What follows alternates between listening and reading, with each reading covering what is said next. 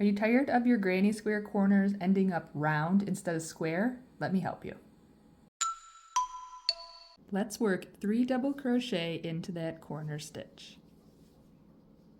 1, 2,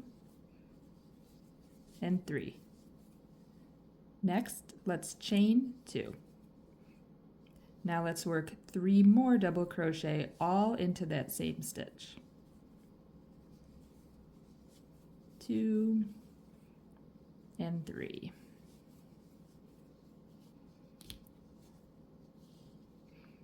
And you can see we have that nice square shape, and we were able to achieve that by adding the 2 single crochets between the 2 sets of 3 double crochets that we did. If you skip the chain 2, you're going to end up with a granny circle instead of a granny square. So let me know in the comments if this was helpful, and make sure you like and subscribe for more crochet tips and tutorials.